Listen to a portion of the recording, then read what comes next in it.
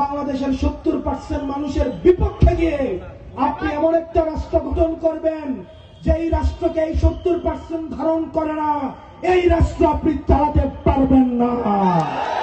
আমাদের ঘরটা ভেঙে চুরে দরজা জানালা আর কিছুই বাকি নাই। এখানে শুধুমাত্র দারোয়ান পরিবর্তন করে আর চুরি ঠেকানো সম্ভব নয়। আমাদেরকে দারোয়ানও পরিবর্তন করতে হয়েছে, একই সাথে সাথে আমাদের নতুন দরজা জানালাও সেখানে লাগাতে হবে। সেই আশা নিয়ে এই বাংলাদেশের 70% মানুষ এই গণভোটে এর পক্ষে ভোট দিয়েছিল।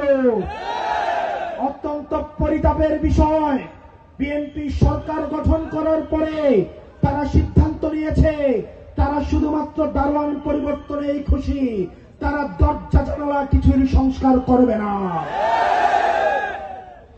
প্রিয় বিএনপি সরকার, আপনি জেনে রাখেন আপনি তাদের সাথে প্রতারণা করছেন যারা জুলাইয়ে রাস্তায় নেমে এসেছিল এবং যাদেরকে দেখিয়ে ফ্যাসিবাদের স্বরাষ্ট্রমন্ত্রী বলেছিল এই প্রজন্মকে একটা গুলি মারলে একটাই কেবল চায়, বাকিগুলো রাস্তা থেকে লড়ে না।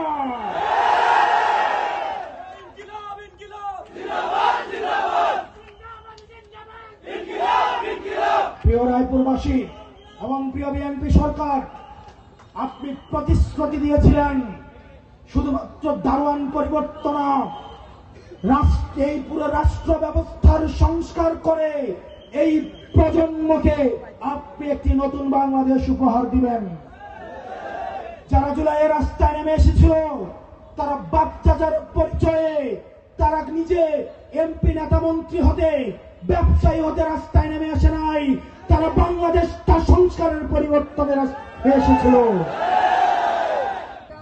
আপনি যদি মনে করে থাকেন বাংলাদেশের 70% মানুষের বিপক্ষে গিয়ে আপনি এমন একটা রাষ্ট্র গঠন করবেন যেই রাষ্ট্রকে এই 70% ধারণ করে না, এই রাষ্ট্র আপনি চালাতে পারবেন না।